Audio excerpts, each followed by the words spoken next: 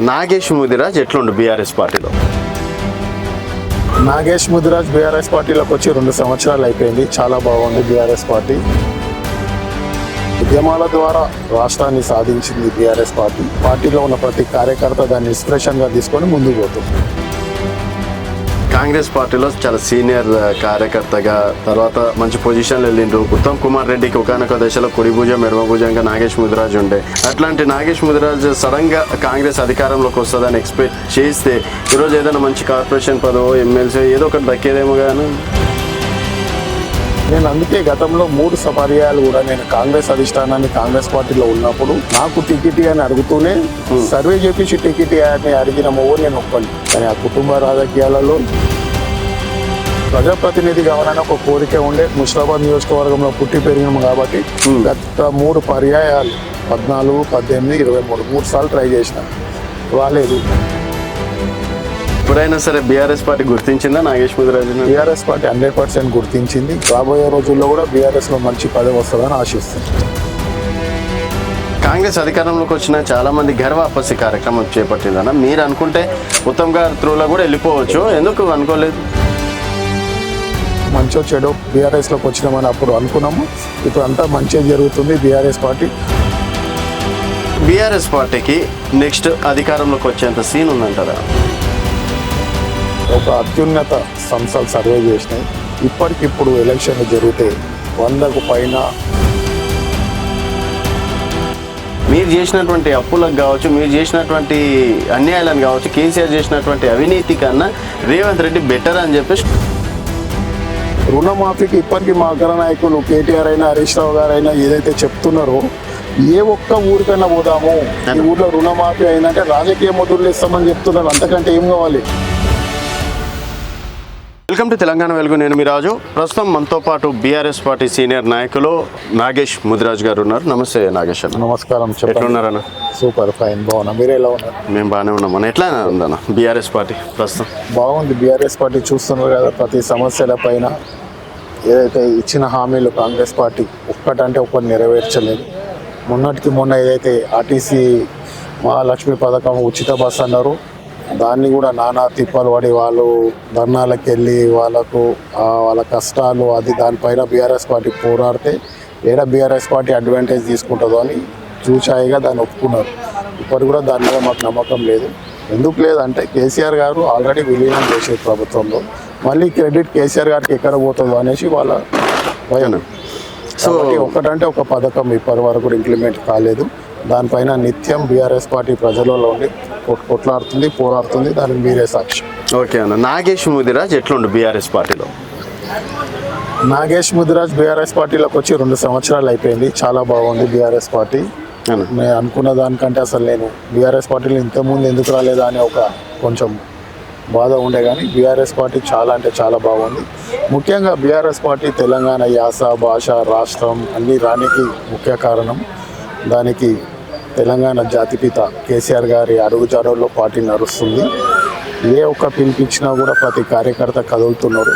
ఇప్పటికీ ఏవైతే తెలంగాణలో దోచుకుందాం అనుకున్న పెద్ద పెద్ద భూములు, లగచర్లు అయినా కానివ్వండి, సెంట్రల్ యూనివర్సిటీ అయినా కానివ్వండి, వాళ్ళన్న ఏ భూములైనా కూడా వీటికి సంబంధించి ప్రజల్లోకి తీసుకొచ్చి నిత్యం కొట్లాడుతుంది. మూసీ నిర్వాసితుల పైన కూడా మీరు చూస్తున్నారు. కేటీఆర్, హరీష్ రావు గారు, కేసీఆర్ గారు పిలుపు మేరకు ఏ విధంగా పనిచేస్తున్నారు.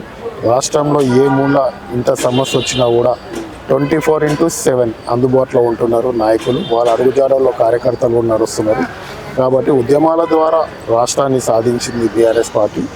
దాన్ని మనము పార్టీలో ఉన్న ప్రతి కార్యకర్త దాన్ని ఇన్స్పిరేషన్గా తీసుకొని ముందుకు పోతుంది. అయితే నాగేష్ అన్న, మీరు అదృష్టాన్ని నమ్ముతారా? అదృష్టాన్ని నేనైతే నమ్మను. నా విషయంలో మంచి కోసం వేసింది మీరు. చాలా థ్యాంక్స్ మీకు ఈ మాట అడిగినందుకు. అదృష్టం అంటే ఒకప్పుడు ఎమ్మెల్యే కావాలి, ఎంపీ కావాలి, అబ్బా అదృష్టం రాబోయే అదృష్టం ఏదో కొంతమందికే ఉంటుంది. ఎంతోమంది ఆశపడతారు ఎమ్మెల్యే కావాలి, ఎంపీ కావాలి, మినిస్టర్ కావాలి. అదృష్టాన్ని సరే అదృష్టం ఉంది, వచ్చింది. నేను అదృష్టాన్ని ఎందుకు నమ్మను అనే వరకు ఇంతకుముందు నేను చెప్పినట్టు వేలలో లక్షల్లో ఒకరికి ఎమ్మెల్యే అవకాశం వస్తుంది. అదేందో నాకు అర్థమైతే లేదు. ఎమ్మెల్యే తండ్రి ఎమ్మెల్యే అయితే కొడుకుకి ఎమ్మెల్యే, తండ్రికి ఉన్న అదృష్టమే కొడుకుకి ఎట్లా వస్తుంది, మళ్ళీ వాని కొడుకుకి ఎట్లా వస్తుంది? అంటే అదృష్టం అనేది ఒక కుటుంబానికి సంబంధించా అన్న. అందుకే నేను అదృష్టాన్ని అస్సలు నమ్మను. అదృష్టం మీద నమ్మకమే పోయింది. ఎందుకంటే ఒక కుటుంబానికి ఇచ్చుకుంటా పోతుంది. అది అదృష్టం కూడా రాజకీయం చేస్తుంది ఏమో అనిపిస్తుంది నాకు. ఈ మధ్య కష్టపడ్డాడు ఎటో పోతున్నాడు. రక్తాన్ని పంచుకున్న వాళ్ళంతా లైన్ గా ఒకటి తర్వాత ఒకటి కుటుంబ రాజకీయాలతో ఎమ్మెల్యేలు మినిస్టర్లు అవుతారు. చూస్తున్నారు కదా మీరు. అందుకే ఇక్కడ మాట్లాడితేనా కాంగ్రెస్ పార్టీలో చాలా సీనియర్ కార్యకర్తగా తర్వాత మంచి పొజిషన్లో వెళ్ళిండ్రు. ఉత్తమ్ కుమార్ రెడ్డికి ఒకనొక దశలో కుడి భుజం ఎడమ భుజంగా నాగేష్ ముదిరాజ్ ఉండే. అట్లాంటి నాగేష్ ముదిరాజ్ సడన్ గా కాంగ్రెస్ అధికారంలోకి వస్తుందని ఎక్స్పెక్ట్ చేస్తే ఈరోజు ఏదైనా మంచి కార్పొరేషన్ పదవో ఎమ్మెల్సీ ఏదో ఒకటి దక్కేదేమో కానీ అయ్యిండొచ్చు. దానికి కాదని అదే అక్కడ కూడా అదృష్టం మిస్ అయింది అనుకోవచ్చు కదా. 89లో కోదన్ రెడ్డి అనే అతను మా ముషిరాబాద్ ఎమ్మెల్యేగా పోటీ చేసి గెలిచిండు 89లో. అప్పుడు ఒక బూత్కు ప్రెసిడెంట్ గా జాయిన్ అయిన పార్టీలో. అప్పుడు నాకు 18 years కూడా లేదు 89లో. అంటే 89 మొన్న 23 11+34 years కాంగ్రెస్ పార్టీలో నిబద్ధతకు పనిచేసిన. బూత్ లెవెల్ నుంచి రాష్ట్ర కాంగ్రెస్ ప్రధాన కార్యదర్శి వరకు, ఇంకా దుబ్బాక బై ఎలక్షన్ టోటల్ అసెంబ్లీకే ఇన్ఛార్జిగా పనిచేసింది. అలాంటి పదవులు అనుభవించినా బాగానే ఉంది. కష్టపడ్డ ఆ పదవులు వచ్చినాయి. ప్రజాప్రతినిధి కావాలని ఒక కోరిక ఉండే. ముషిరాబాద్ నియోజకవర్గంలో పుట్టి పెరిగినాము కాబట్టి గత 3 పర్యాయాలు 14, 18, 23 3 సార్లు ట్రై చేసిన, రాలేదు. ఇక కుటుంబ వారసత్వాలు ఇంతకుముందు చెప్పాను కదా, ఆ వారసత్వాలలో ఎటో కొట్టుకొని వెళ్ళిపోయింది. సో ఇప్పుడైనా సరే బీఆర్ఎస్ పార్టీ గుర్తించిందా నాగేష్ ముదిరాజ్? బీఆర్ఎస్ పార్టీ 100% గుర్తించింది. ప్రతి ఒక్క ఎలక్షన్కి ఏ ఎలక్షన్ వచ్చినా కూడా ఇన్ఛార్జిగా పంపడం జరుగుతుంది. వాళ్ళు అనుకున్న దానికంటే ఎక్కువ కష్టపడి మంచి మెసేజ్ మంచి ఎఫర్ట్ తీసుకొని వస్తున్నాము. అందరు గమనిస్తున్నారు. రాబోయే రోజుల్లో కూడా బీఆర్ఎస్లో మంచి పదవి వస్తుందని ఆశిస్తున్నాం. సో చాలామంది మీ అభిమానులు కావచ్చు, మీ కార్యకర్తలు కావచ్చు, సో నాగేష్ అన్న వెంబడి ఇన్ని రోజులుగా తిరుగుతున్నాం, అన్నకు ఒకసారి అన్న ఎమ్మెల్యే టికెట్ వస్తే చాలు, అన్న ఎమ్మెల్యే అయితే చాలు అనుకునేటోళ్ళు కూడా ఉన్నారన్న. మరి వారి కోరిక నెరవేరుతుందా లేదా? అంటే నా అనుచరులే కాకుండా ముషిరాబాద్లో ఉన్న నియోజకవర్గంలో ఉన్న అన్ని పార్టీలకు సంబంధించి, అన్ని వర్గాలకు, అన్ని కులాలకు సంబంధించి అందరితోని ఒక తమ్ముడులాగా అన్నలాగా వాళ్ళ ముందే కలిసి పెరిగిన ఈ స్థాయికి వచ్చిన. నేను అందుకే గతంలో 3 పర్యాయాలు కూడా నేను కాంగ్రెస్ అధిష్టానాన్ని కాంగ్రెస్ పార్టీలో ఉన్నప్పుడు నాకు టికెట్ అని అడుగుతూనే సర్వే చేపించి టికెట్ అని అడిగిన మొవ్వు నేను ఒక్కడిని. అసలు కాన్స్టిట్యున్సీలో నేను రేవంత్ గానైనా ఉత్తమ్ గానైనా సర్వే అని వాళ్ళకంటే ముందు నేనే పోయాను సర్వే చేపిమని. కానీ ఆ కుటుంబ రాజకీయాలలో మొత్తం సర్వే లేదు, ఏం లేదు. ఇక జరిగిపోయింది మొత్తానికి తర్వాత కాంగ్రెస్ అధికారంలోకి వచ్చిన చాలా మంది గర్వాపసి కార్యక్రమం చేపట్టిందన్న. మీరు అనుకుంటే ఉత్తమ్ గారి త్రూలో కూడా వెళ్ళిపోవచ్చు, ఎందుకు అనుకోలేదు? ఎందుకో ఇక మళ్ళీ ఎందుకు ప్రతిపక్షం అంటే మొత్తం అప్పుడు 10 సంవత్సరాలు ప్రతిపక్షమే, ఇప్పుడు ప్రతిపక్షమే. కాంగ్రెస్ పార్టీలో ఎవరినైతే నమ్ముకొని పనిచేసినామో వాళ్ళే మోసం చేశారు. కనీసం ఒక స్టేజ్ లో డిస్కషన్ కూడా చేయలేదు. అబ్బో ఇది అంజన్ కుమార్ 2 సార్లు ఎంపీ అయినా కాదని ఈయనకి ఎట్లేయాలి, అయినా కూడా సర్వే చేపి మనం అది కూడా చేపేదే ఇచ్చేసాడు.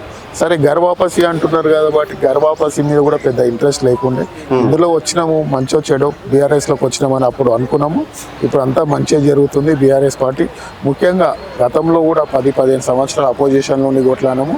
ఇప్పుడు కూడా అపోజిషన్లోకి వచ్చినాము కాబట్టి అది అలవాటు అయిపోయింది. ప్రజల పక్షాన నిలబడి పనిచేయడంలో ఆ తృప్తే వేరు. అయితే నాగేష్ అన్న ఫైటర్ అనుకోవచ్చా, లేకపోతే ఇంకేమన్నాలో అర్థమవుతలేదు అన్న? అంటే ఫైటర్, ఎందుకంటే అప్పుడు 10 సంవత్సరాల అపోజిషన్ లో ఫైట్ చేస్తూనే ఉన్నారు, ఇప్పుడు ఫైట్ చేస్తూనే ఉన్నారు. ప్రజల పక్షాన లీడరా ఫైటరా? కొట్లాడి అది హృదయంలో జీర్ణించుకుపోయింది. అదే లీడరా ఫైటరా? నాగేష్ అన్న లీడరా ఫైటరా? అది మీరు ప్రజలు నిర్ణయించాలి. అంతలా నేనేదో పెద్ద తోపు అని చెప్పుకునేది ప్రజలు గమనిస్తే చాలు, అంతే చాలు. ఎందుకంటే మనం ఒక స్థానాన్ని అది నిలబెట్టుకోవడం చాలా గగనం అని ఇప్పట్లో. సో మీరు అప్పటి నుంచి అయినా సరే ఆ స్థానాన్ని అనేది మీ కాడికి మీరు నిలబెట్టుకుంటున్నారు. ఆ విషయంలో మాత్రం హ్యాట్సాప్ చేయాలి. పైసా ఖర్చు పెట్టు, మీ అభిమానము, మీరు పర్సనల్ ఏదన్నా సరే.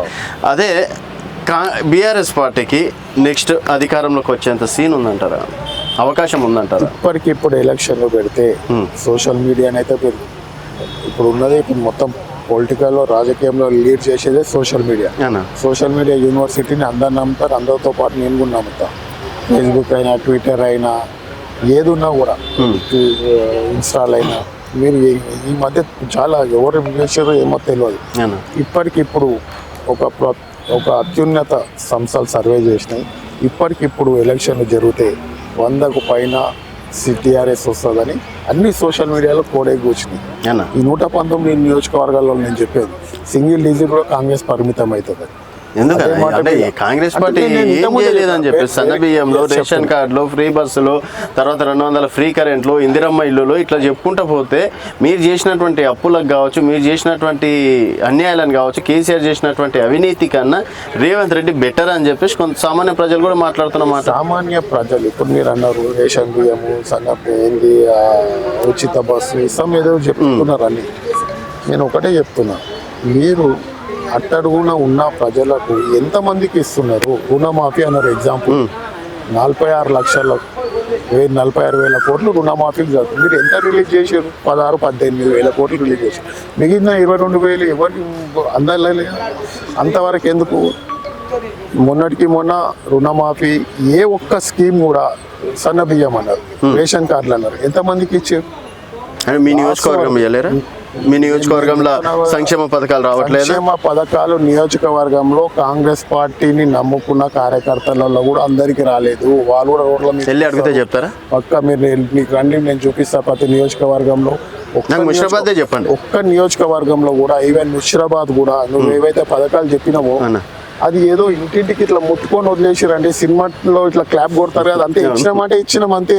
అది ఎంతమందికి చేరింది ఎవరికి చేరింది అనేది అసలు దానిపైన లెక్కలే లేవు. రుణమాఫీకి ఇప్పటికీ మా అగ్ర నాయకులు కేటీఆర్ అయినా హరీష్ రావు గారు అయినా ఏదైతే చెప్తున్నారో, ఏ ఒక్క ఊరికైనా పోదాము ఈ ఊర్లో రుణమాఫీ అయిందంటే రాజకీయ మొదలు ఇస్తామని చెప్తున్నారు. అంతకంటే ఏం కావాలి? ముషిరాబాద్ సంబంధించి కూడా మీరు అడిగారు కదా, ముషిరాబాద్ లో ఏ ఒక్క పథకమైనా ప్రతి గడపకు నిజమైన ఎవరైతే హక్కుదారులు ఉన్నారో వాళ్ళకి చేరింది అంటే మేము ముందు తెల్లబట్టలు వేసుకొని కనిపించండి పక్క ఏ అర్ధరాత్రి వచ్చినా కూడా నేను తీసుకుపోతా. ముషిరాబాద్ ఎక్కడైనా కూడా చాలా మంది చూస్తుంటారు తొందరపడి నిర్ణయాలు తీసుకోవద్దనా? ఈ క్షణానికి గతంలో కూడా తొందరపడి నిర్ణయాలు తీసుకున్నారు. తొందరపడి మాట అనకండి. ఇందిరా పార్క్ లో మనం నిలబడ్డాము. ఇందిరా పార్క్ ముందు పక్క కూడా స్లమ్ ఏరియాలు ఉన్నాయి, అరుంధతి నగర్ ఉంది, అటు దోమల్గూడ ఉంది, మొత్తం ఉంది. మనం పోదాము. ఏ ఇంటికి వైట్ రేషన్ కార్డు వచ్చింది, ఎవరికి సన్న బియ్యం వచ్చింది, ఎవరికి ఏమంటారు దాన్ని పథకాలు అందినాయో మొత్తం మనం పోయి అడుగుదాము. మీకే తెలుస్తుంది. నేను చెప్తున్నా కదా, మహాలక్ష్మి అనే ఒక పథకం తప్ప 420 హామీలు ప్లస్ ఇవి ఇచ్చిన 6 హామీలు ఒక్కటంటే ఒకటి అమలు. నాగేష్ అన్న కాంగ్రెస్ పైన కోపంతో మాట మాట్లాడుతుందా, లేకపోతే నిజంగా ప్రజల తరఫున ప్రజలకు అన్యాయం జరుగుతుందని మాట్లాడుతున్నా? జరుగుతుందని నేను తెల్లబట్టలు వేసుకున్నాను, అంత ఓపెన్ ఛాలెంజ్ చేసిన. నేను మీకు హైదరాబాద్ అంతవరకే చెప్తున్నా. ఏ ఒక్క పథకం కూడా అట్టడుగు వర్గాలకు అంటే మొత్తం అందలేదు. ఎస్, మీరు చెప్పినట్టు అన్ని తీసుకొచ్చారు పథకాలు. ఎంతమందికి ఇచ్చారండి ఇందిరమ్మ ఇల్లులు? డబుల్ బెడ్రూమ్లు ఎంతమందికి ఇచ్చారు కేసీఆర్ గారు? ఇందిరమ్మ ఇల్లులు ఎంతమందికి ఇచ్చారు? అగో వస్తున్నాయి ఇగో వస్తున్నాయి. కాంగ్రెస్ కార్యకర్తలకే ఇచ్చిన బిల్లులు కూడా లేవు. ఇంకా డబుల్ బెడ్రూమ్ కట్టిన ఏవైతే ఫైనల్ స్టేజ్లో 90%, 70%, 80% కంప్లీట్ అయిన డబుల్ బెడ్రూమ్లకు గృహప్రవేశం చేపిస్తలేరు. వాళ్ళకి బిల్లులు ఇస్తలేరు కాంట్రాక్ట్లకు. ఆ క్రెడిట్ ఏదో బీఆర్ఎస్కి పోతుందో అని. కాబట్టి ఇవన్నీ కళ్ళబొల్లి మాటలు ప్రజలందరూ గమనిస్తున్నారు. వీళ్ళకి త్వరలోనే బుద్ధి చెప్తారు. కాంగ్రెస్ పథకాల ఖాళీ మాటలతోనే ఇన్ని రోజులు ప్రజలు కూడా ఒక్కేపట్టిరు. అంతవరకు ఎందుకంటే ఒక్కసారి సోషల్ మీడియా ఓపెన్ చేయండి మీరు. సోషల్ మీడియాలో ఏదో నాగేష్ గారు సోషల్ మీడియాలో హల్చల్ చేసినంత మాత్రం ప్రజల లోపల కూడా ఉన్నది అనుకోవడం మూర్ఖత్వం. ప్రజలు మాట్లాడే దాన్ని మీలాంటి ఛానల్స్ తీసుకొచ్చి సోషల్ మీడియాలో పెడుతున్నాయి అంటున్నాం. మేమేం హల్చల్ చేస్తలేదు. సామాన్యుల దగ్గరికి వెళ్ళి నాగేష్ ముదిరాజ్కి ఏ విధంగానైతే ఇలా మైకి పెట్టిరో సామాన్య స్లమ్ ఏరియాలకు పోయి, అమ్మ మీకు రేషన్ కార్డు వచ్చిందా, అమ్మ మీకు ఇందిరమ్మ ఇల్లు వచ్చిందా, అప్పుడు నేను మాట్లాడు. మీరన్నా వెళ్ళండి, నేనైనా చూపిస్తాను. నేను ఒకసారి ముషిరాబాద్ ప్రజల దగ్గరికి వెళ్ళి కూడా ఇస్తాను. మీరు మీకు ఎన్ని స్లమ్లు కావాలంటే అన్ని స్లమ్లలోకి వెళ్ళండి. ఆ రోజు అన్న తెల్ల బట్టలతో కనిపిస్తాడా, వేరే బట్టలతో కనిపిస్తాడా చూస్తా. నేను 100% అని కూడా అంటే లేదు. 50% ఇచ్చినా కూడా నేను తెల్ల బట్టలు వేసుకోవాలి. 50% ఇచ్చినా కూడా మళ్ళీ చెప్తున్నాం కెమెరా పెద్ద స్టేట్మెంట్. 50% ఇచ్చినా కూడా అర్హులకు పథకాలు అందినా కూడా నేను నా పదవికి తెల్ల బట్టలు వేసుకొని రాజకీయాలు వదిలేస్తాను. మాట మీద ఉంటారా? మాట మీద ఉన్న దాన్ని కెమెరాని చూసి చెప్పింది నేను. కెమెరా సాక్ష్యము, మీరు సాక్ష్యం, నా ఎన్నుకున్న మిత్రుల సాక్ష్యం. ఓకే అన్న, ఇప్పుడు చూస్తే మోడీ గారు నిన్న రావడం తర్వాత ప్రపంచం మొదలయ్యింది. పశ్చిమ బెంగాల్ గెలుపు తెలంగాణకు రాబోతుందని చెప్పేసి వాళ్ళు పెద్ద ఎత్తున కార్యకర్తలు మాత్రం జోష్లో ఉన్నారు. సో మరి కేసీఆర్ గారు కూడా ఈరోజు ఫామ్ హౌస్లో మీటింగ్ కూడా పెట్టినట్లున్నారు. చాలా మోడీ గారు సో మోడీ గారి సభ బాగా అయింది. జన సమీకరణ కూడా బాగా చేసి దానికి ఒప్పుకుంటుంది. కానీ ఒక అంశము ఈరోజు తెలంగాణ రాష్ట్రాన్ని అట్టుడిగించింది. ఏనా కేంద్ర మంత్రి హోదాలో ఉన్న బండి సంజయ్ గారు, అతని కొడుకు పోక్సో కేసు నమోదయ్యి, అసలు ఆ కేసు నమోదైందంటేనే వీటి స్టేజ్ ఎక్కువదండి. బండి సంజయ్ వాళ్ళు అసలు స్టేజ్ ఎక్కువ దిగిపోలే, రాజీనామా ఇచ్చేయాలి. మోడీ సభ ఎటో వెళ్ళిపోయింది, మీరు అన్నట్టు బాగా వచ్చారు జనాలు అంతా అట్టి. కానీ పోక్సో కేసు దిక్కేలా మోడీ సభనే మర్చిపోయారు. రాష్ట్రం అంతా పోక్సో కేసు మీద ఉంది ఇప్పుడు. మొత్తం వేస్ట్ అది. మొత్తం తెలంగాణ రాష్ట్రం అంతా పోక్సో కేసు మీదే దృష్టి పెట్టారు, దానిపైనే మాట్లాడుకుంటారు. ఎందుకంటే బండి సంజయ్ కెమెరా ముందు వచ్చి చాలా నీతులు మాట్లాడతారు. ఓ బేటీ బచావ్ అంటాడు, భారత్ మాత అంటాడు, ఎన్నో అంటే ధర్మం అంటాడు, న్యాయం అంటాడు, పెద్ద అది చేస్తాడు. అదే ఇన్సిడెంట్ వేరే వాడిని ఇట్లా జరిగితే ఈ రోజుకు ఎట్లుంటుండే అనేది, ఆ వేరే పార్టీ ఎక్కడైనా జరిగితే ఈ రోజు అల్ల కల్లోలం చేసేస్తుండే రాష్ట్రాన్ని. ఓకే, ముఖ్యంగా కొడుకు పైన ఫోక్సో కేసు నమోదైంది, కొడుకుని తీసుకుపోయి సరెండర్ చేయాలి. పాటు బండి సంజయ్ కూడా నీ పదవి ఒక బీసీ బిడ్డకి చెప్పండి, ఒక బీసీ బిడ్డని రాజకీయంగా ఎదుర్కొనలేక ఈ విధంగా చేస్తున్నారని చెప్పేసి ఒక స్టేట్మెంట్ కూడా ఇవ్వడం అనేది జరిగింది. బండి సంజయ్ నీకు దండము, ఆ అమ్మాయి కూడా బీసీ రా నాయనా, నీకు దండం పెడతా, నువ్వు బీసీ కాదు, నువ్వు మీ కొడుకు ఎవరైతే పాడు చేసిరో అమ్మాయి కూడా బీసీనే. ఎన్ని రోజులు నువ్వు కులాలను అడ్డు పెట్టుకొని రాజకీయం చేస్తావు? బీసీలు ఎస్సీలు ఎదుగుదలకు నువ్వు వాడుకోవాలి, కానీ నీకు ఆపద వచ్చింది నేను బీసీని నేను ఎస్సీని అంటే ప్రజలు నమ్మరు, చాలా విఘ్నులయ్యారు తెలంగాణ ప్రజలు. అందుకే తెలంగాణలో బీజేపీ రావడం కళ.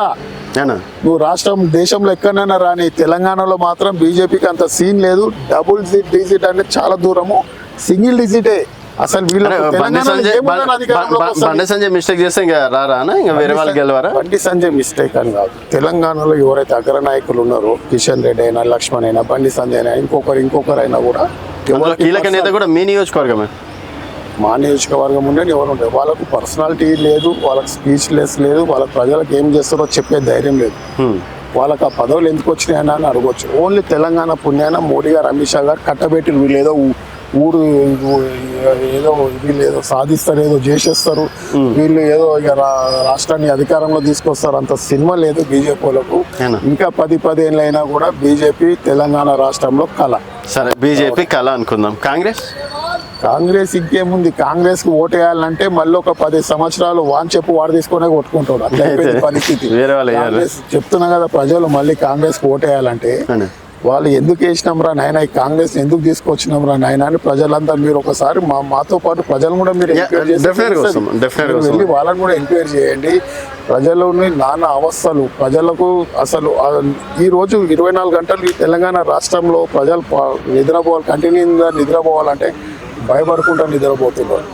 ఎప్పుడు వచ్చి ఏ హైడ్రా మీద పడుతుందో, ఎప్పుడు మూసీలో వచ్చి మూసీ రివర్ ప్రాజెక్ట్ అని మహిళలు కూలుస్తారో, ఎక్కడ ఏ భూములు కబ్జా అవుతాయో చూస్తున్నారు కదా.